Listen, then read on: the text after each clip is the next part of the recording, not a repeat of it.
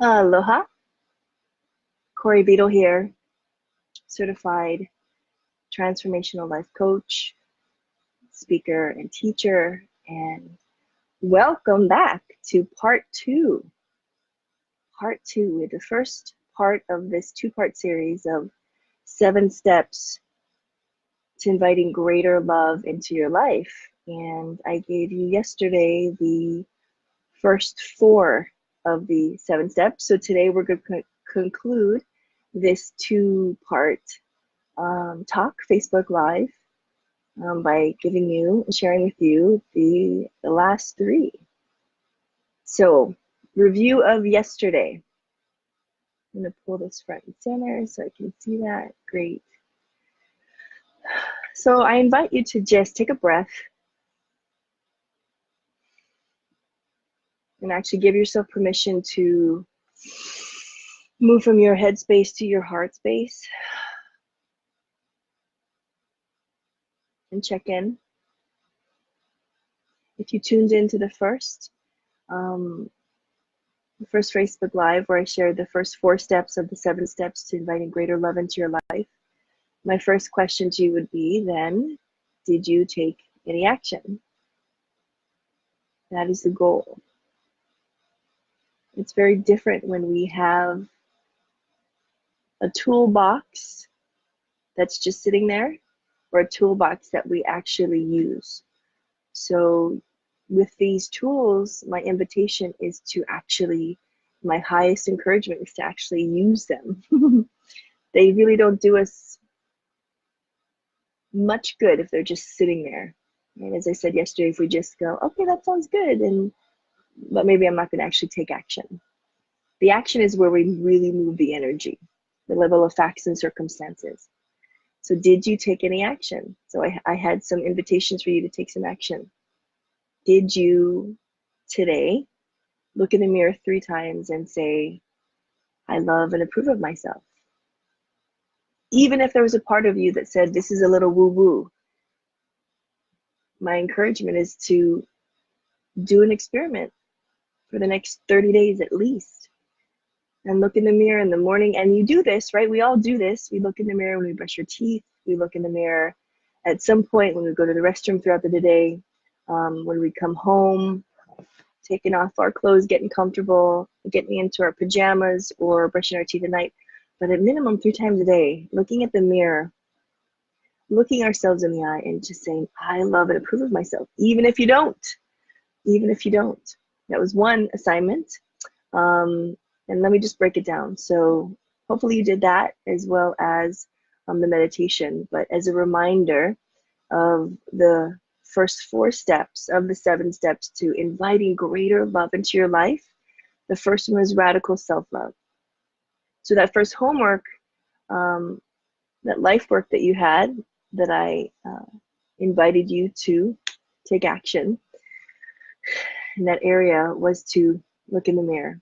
So first step is radical self-love, and it's radical love. Again, it's for yourself and also for others, and for exactly where you are, in this moment.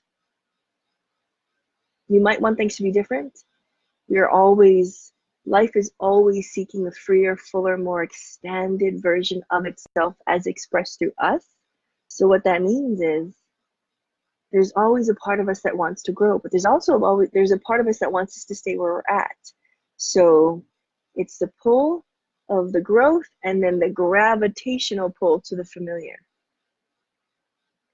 So radical love for exactly where we are, doesn't mean that we don't move and grow. I mean, I'm a dream builder coach. I help my clients build their dream, get very clear on their vision, and then take that vision from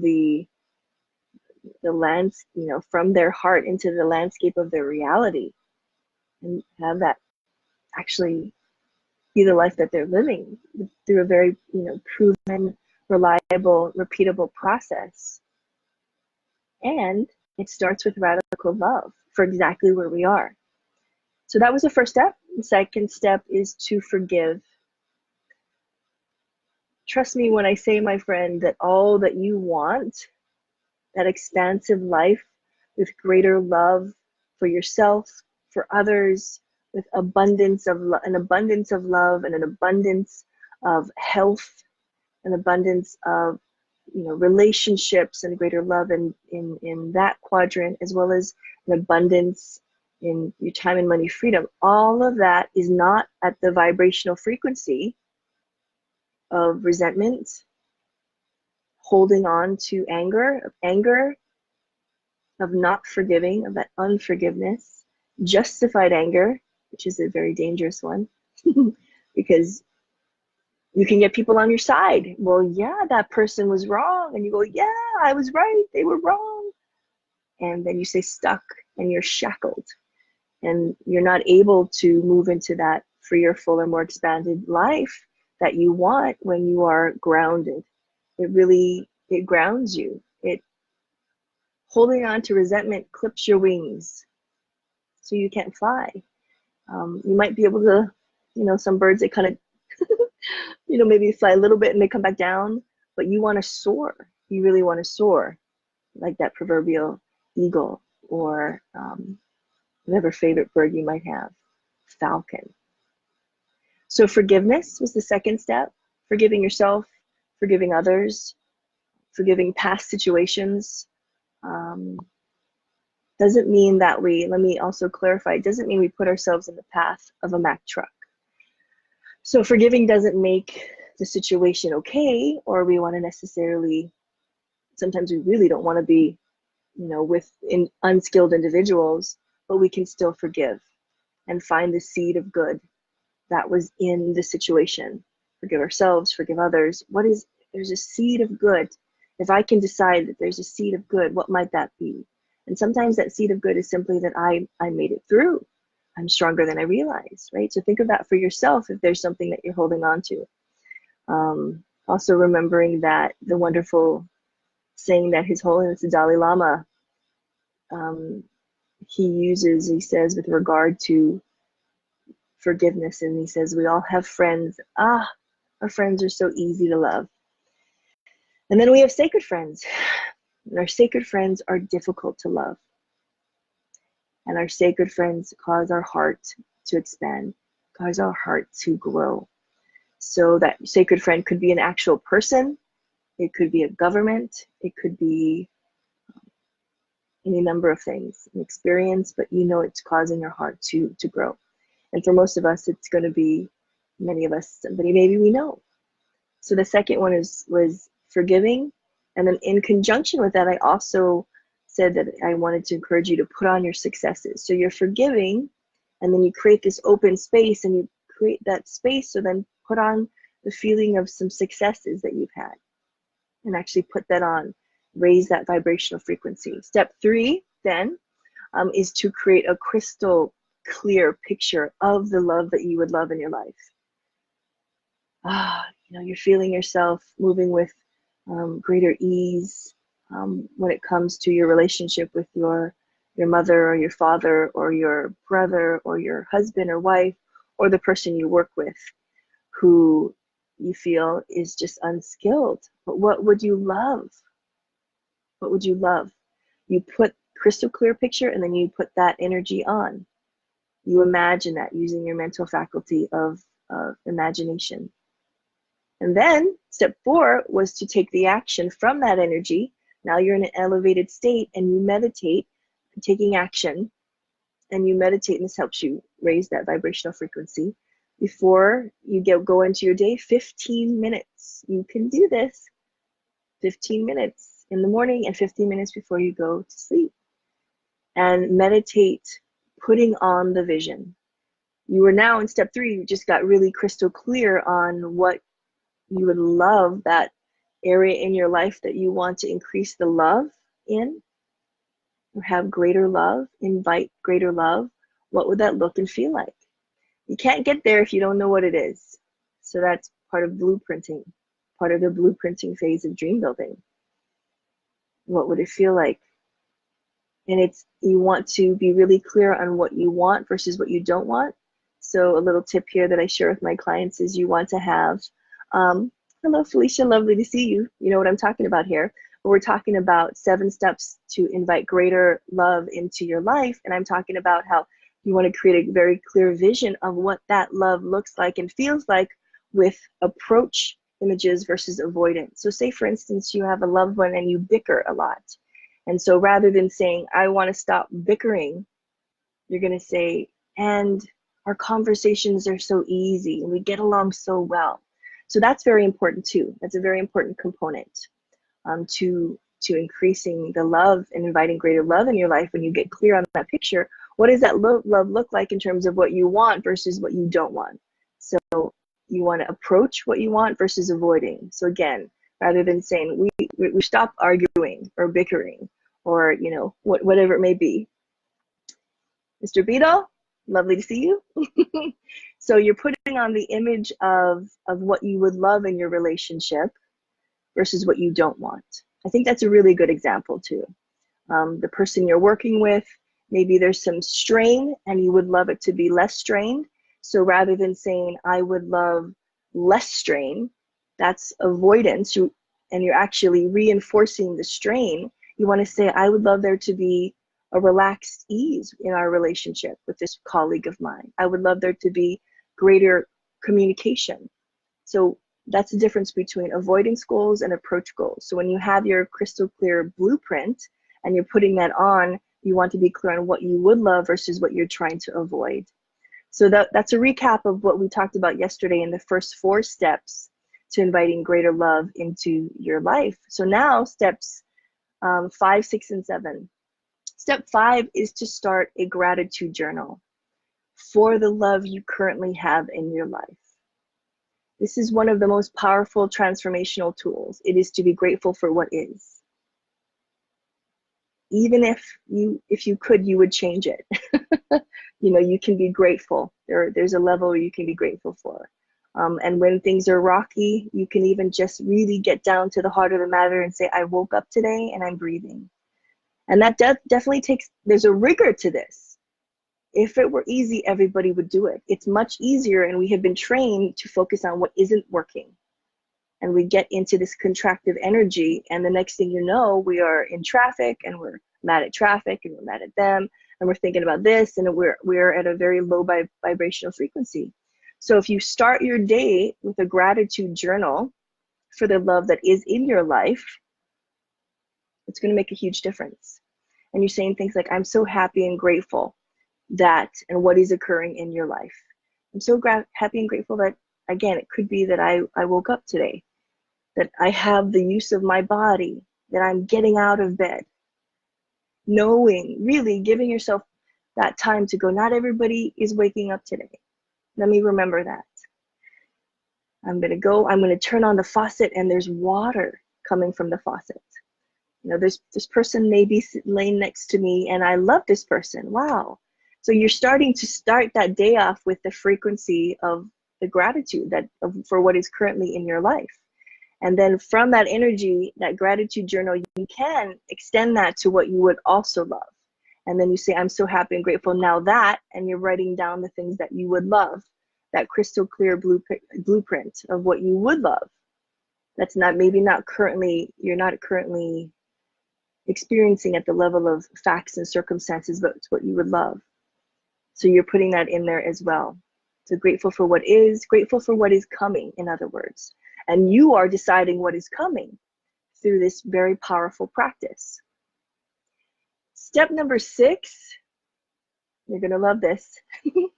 Step number 6 is to give yourself a break. The goal is not perfection. One of my favorite quotes is from Stephen Hawking, great astrophysicist, and he says, to paraphrase, in the entire universe, there's no such thing as perfection. In fact, if it weren't for imperfection, neither you nor I would exist. What a relief. Isn't that a relief? For some of us, we strive for perfection, so we're striving for something that doesn't exist.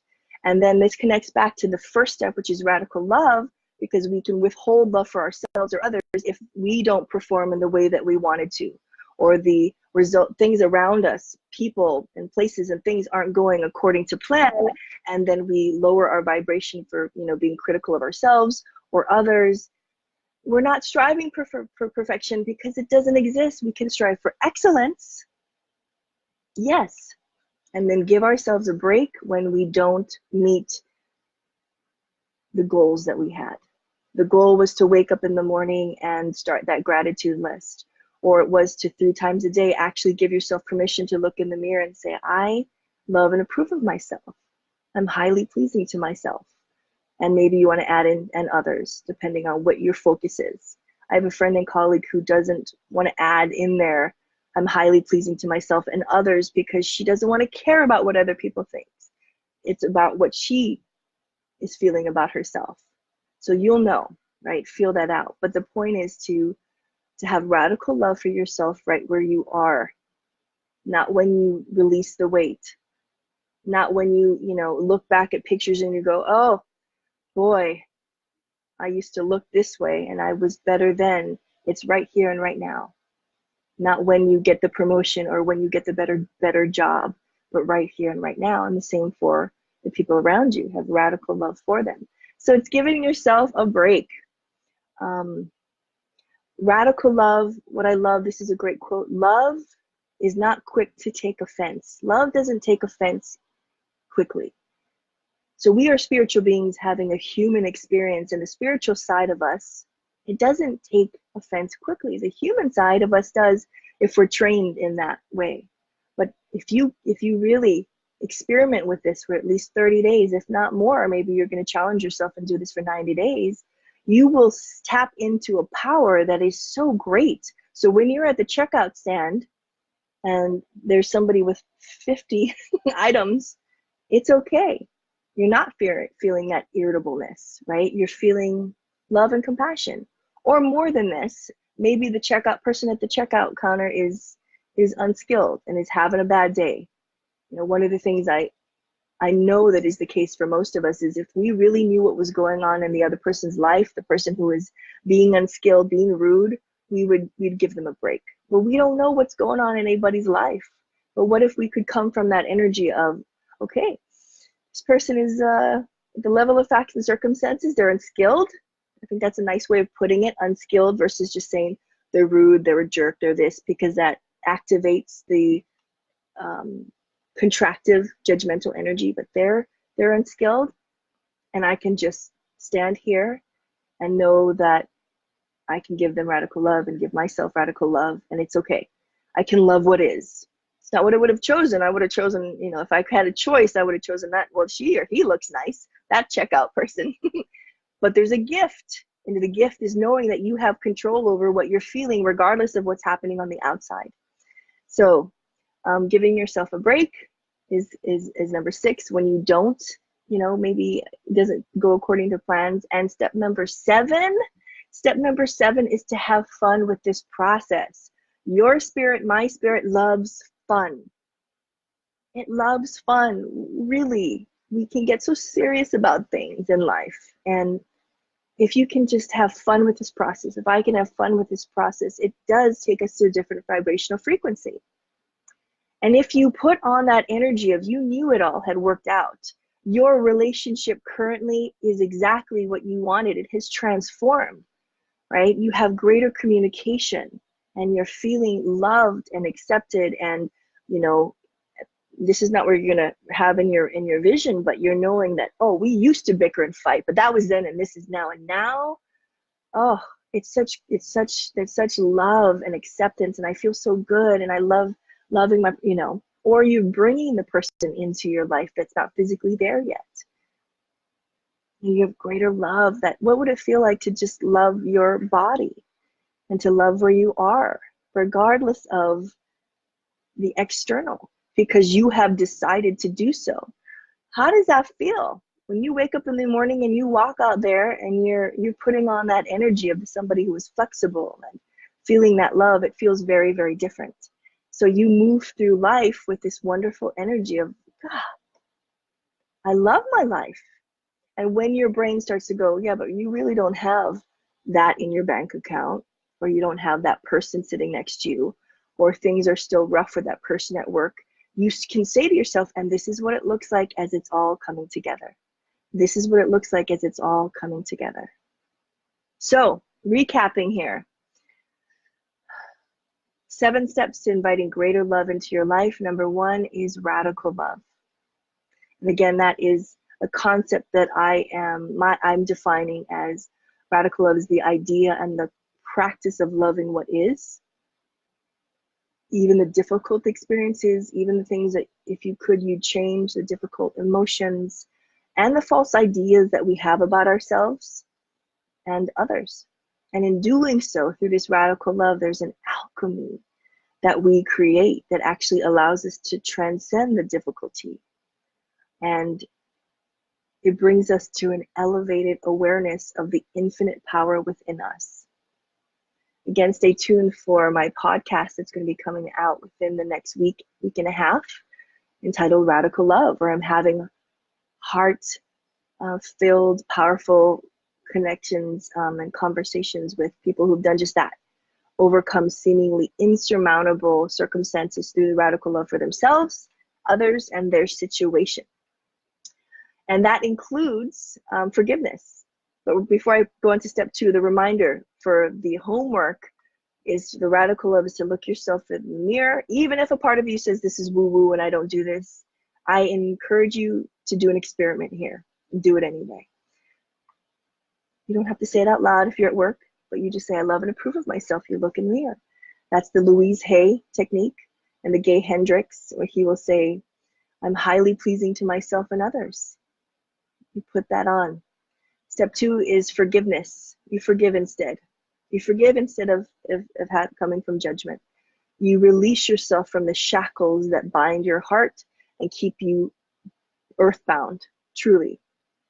And how often do you forgive? Every day, over and over and over. It's not a one-time thing.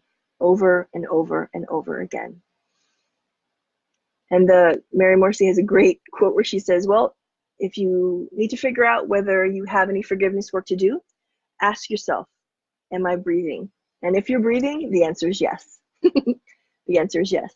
So, and you also want to then make a list of your successes, things that you are grateful for, that you look at, oh, graduated from college, got that job, got married, or had children I love, whatever it may be, your successes. You put that energy on. What did it feel like when I felt so great. And now you're raising your vibrational frequency because you've created a space for that energy when you forgive, and you want to fill it with knowing how awesome you are. So you put on those successes. That's step 2. Step 3, create a very crystal clear blueprint of the love that you want. Whether it's for yourself, for another, just loving your past. Yes, if I could have changed it, I would have. But there's a seed of good there, and I'm going to have radical love for my past, knowing that everything had to happen in my past to get me where I am today, so that I can have the awareness and the experiences that I have today. Perhaps you have greater compassion and empathy for others because you've experienced some very rigorous challenges. I know I have. And remember, approach goals versus avoidance, what you would love versus what you're trying to avoid. Step number 4, meditate 15 minutes in the morning upon rising. Kyle Cease has a friend who says it's called RPM. You rise, you pee, and you meditate. You get right to it. Before you get on any electronic device, before you do anything, you can give yourself 15 minutes. We all have the same amount of time in the day. We don't actually manage time because it's fixed. It is a social construct, but it's fixed. We manage our activities, and we will make time for those things that matter to us. And quieting your mind and putting on the image of what you would love and having that greater love, it will make a difference, and you will want to continue. And 15 minutes before you go to bed, putting on that energy of what it feels like. It's already done. What does that feel like? Again, you cannot get to your dream, but you must come from your dream. That quote from Mary Morrissey, that's what that means. You're coming from the frequency. It is already done, and it feels amazing. I go to work, and I see this person, I've got nothing but love for them. All that constriction is gone, and I feel so good, and wow, right? So that is step number 4. Step number 5 is to start a gratitude journal. And just start off with those things that you are currently grateful for. that you have in your life, and then add to that what you know is coming. So you're happy, I'm so happy and grateful for these things, and I'm so happy and grateful now that, and that's what you are imagining, knowing that it is being downloaded from the metaphysical to the physical, and you're putting that energy on with your mental faculty of imagination. Step number 5, gratitude journal. Step number 6, give yourself a break. Give yourself a break. Radical love for yourself. The fact that you are listening to this and you are deciding to take some action is a big deal. Many people will have lived their entire life and not have this awareness that they have the power within them to bring forth greater love, greater abundance, greater health. So you're here for a reason. So you take the action, and if things don't go according to plan, don't let that be, because the paradigm will want to bring you back down and say, well, shoot, I didn't do it, let me just quit. That's what the paradigm wants. Your operating system, your contractive paradigms are going to say, yeah, it didn't work. I did it like once and that was it. So I forgot. So I'll just forget it. Do it anyway and give yourself a break. Remember, love is not quick to take offense. And love is coming from that forgiveness and moving forward. And step number 7 is just to have fun with the process. If you knew it was all working out, what would that look like and feel like? You'd be moving through life delighted, feeling good, feeling thrilled. Not excited though, because it's an interesting point to note that excitement, there's some fear in excitement. So you don't want to be moving from fear. So you're thrilled, you're delighted, you're feeling good. And this is your new normal. When we're excited about something, it's because we have this part of us that thinks it's, not possible, or that it's so different from our normal. So we want to be like, ain't no thing, this is just my new normal. So you're thrilled, you're delighted, you're knowing this is extraordinary, but it's your new normal. You've invited greater love into your life, and you walk through life with that. So those are the 7 steps to inviting greater love into your life. I'll move this back here. There you go. My invitation again is to do an experiment for at least 30 days, if not longer, but at least 30 days, and to have fun with the process. Steps 1 through 7, you can come back to this video and take notes if you haven't already. It will make a huge difference. And really, truly, I'll leave you this quote, another quote from Mary Manning Morrissey, is that the content of your life is the curriculum of your education. The content of your life is the curriculum of your education. So all of this we're learning from and we're growing. And part of that is recognizing, realizing, living into the knowing that you have such great power within you. There's such greatness within you. And it's tapping into that and knowing that and owning that. So 4:58 p.m. Pacific Daylight Time, Corey Beadle sending you a great big hug. I hope that you feel served by this Facebook Live. Truly know that these are the steps that are part of what I teach my clients and my coaching clients, and it allows them to create a foundation from which they can just, sprout their great big old dreams that seem big and later on seem like not a big deal at all. But this is a foundation, and it's also a foundation from which I have grown the love in my life and manifested and brought forth and dreamed into being my amazing husband, and recovered from major physical disability myself is through this process, really loving what is with regard to my physical form. So again, I hope it serves you. Feel a great big hug from me as you move into the rest of your evening or morning or afternoon. I hope that, as always, that you love big, that you be brave, and that you share your beautiful light with the world. So hui ho. Bye for now. Bye.